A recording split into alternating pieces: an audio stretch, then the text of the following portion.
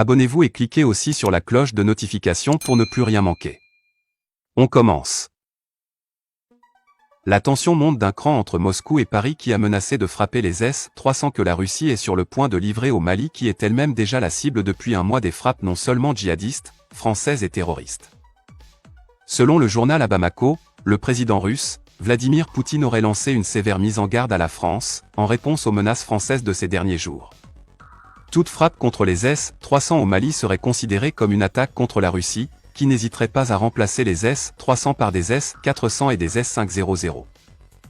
Le même journal indique que c'est bien la première fois depuis ces quelques jours de profération de menaces de destruction des S-300 à livrer au Mali que le président Poutine prend la parole. Et force de constater que comme à son habitude, Poutine attend avant de répondre et de le faire de manière ferme et sans détour. Et Poutine d'ajouter, si la France commet l'erreur de frapper les batteries de missiles S-300 maliens, la Russie les remplacera par des batteries de missiles S-400 et S-500. Et puisque cette livraison se déroulera sous la supervision directe de la Russie, toute frappe malienne signifierait une atteinte à l'armée russe. La France a intérêt à ne pas mettre à l'épreuve la détermination de la Russie à mettre à exécution ses décisions. D'une ingérence indirecte sous forme d'un appui aux terroristes, la France est passée à une implication directe en se lançant dans des combats face à face avec l'armée et ses alliés. Plus de 50 soldats maliens ont été menés depuis le 9 août dernier contre le territoire.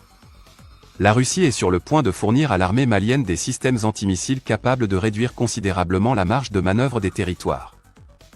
Alors les amis, qu'en pensez-vous? Laissez donc vos avis en commentaire et à très bientôt pour de nouvelles notes d'information.